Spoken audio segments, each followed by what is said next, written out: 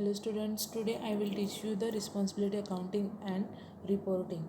In that, responsibility accounting is one of the most recent developments in the field.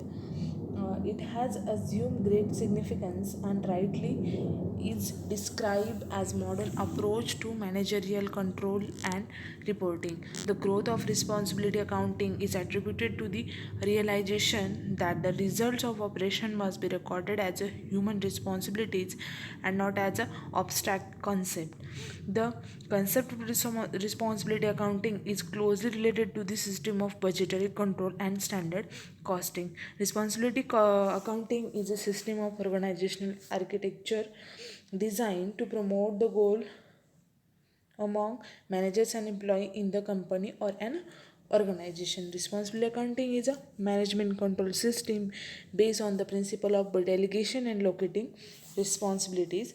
The authority is developed on responsibility center and accounting for the responsibility center. Responsibility accounting is the system under which managers are given a decision making authority and responsibility for each activity occurring within the specified area of the company. Under this system, managers are made responsible for the activities of a segments. These segments may be called as a departments, branches, and divisions, etc. One of the use of management accounting is a managerial control. Now we can see the objectives of responsibility accounting. In responsibility accounting is the method of dividing the organizational structure into the various responsibility centers to measure the performance. In other words, responsibility accounting is a device to measure divisional performance. Measurement may be stated as a under. In that, first objective is to determine the contribution of a sub unit. It determines the contribution that the division as a sub unit make to the total organization. Second objective is to evaluate quality of the divisional manager's performance. Responsibility accounting is a use to measure the performance of a manager's, and it is therefore influence the way of a manager behave. And last one is to motivate the divisional managers. It motivate the divisional managers to operate his division in a manner consistent with the basic goal of the organization as a whole. Now we can see the advantages of responsibility accounting. Management uses responsibility accounting as a control device. Here, the performance is compared to the target set for them, and proper action is taken for the low results. Following are the some advantages of the responsibility accounting. As you see, first one is assigning the responsibility.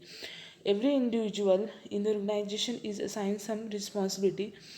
Everybody know what is the expectation from him. The responsibility can be easily be identified and satisfactorily and unsatisfactorily performance of a various peoples are known, so that nobody can shift responsibility of to somebody else. Second one is improve performance.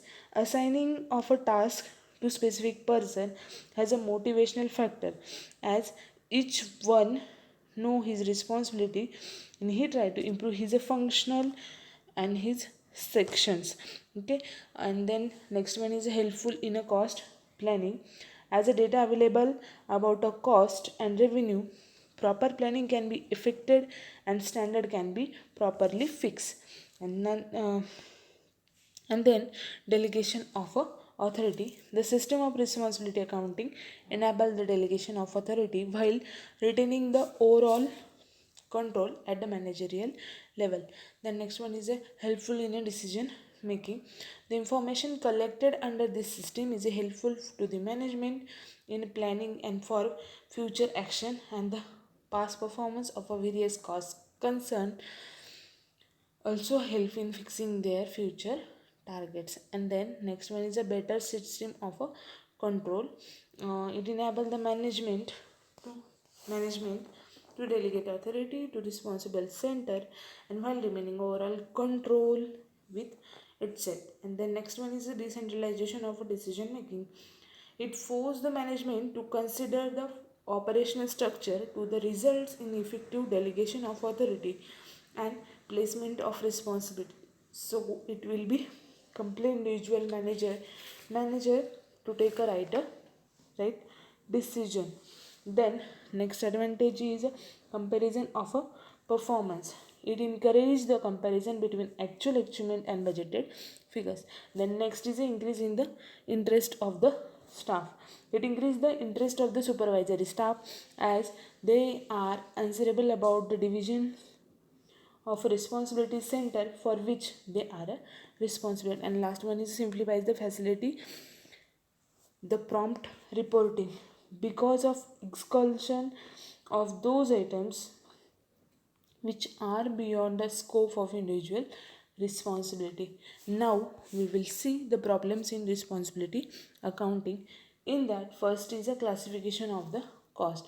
For responsibility accounting system to be effective in the proper classification between controllable and non-controllable cost is a prime requisite, but practical difficulties arise while doing so on account of the complex nature and variety of the cost. And the second one is a interdepartmental conflict. Separate departmental pursuit may lead to interdepartmental rivalries, and it may be prejudicial to the interests of the enterprise as a whole. Managers may act in the best interest on their own, but not in the best interest of the enterprise. And third one is a delay in the reporting. Responsibility reports may be delayed. Each responsibility center can take its own time in preparing the reports. The fourth one is the overloading of information. Responsibility accounting reports may be overloading with all available information. This danger is inherent in the system, but with clear instruction by the management as to the function of the system and the preparation of the reports, etc. And the last one is a complete reliance will be the perspective. Responsibility accounting can't be relied upon the completely as a tool of a management control. It is a system just to direct the attention of the management to those areas of the performance which require their future investigation. Thank you.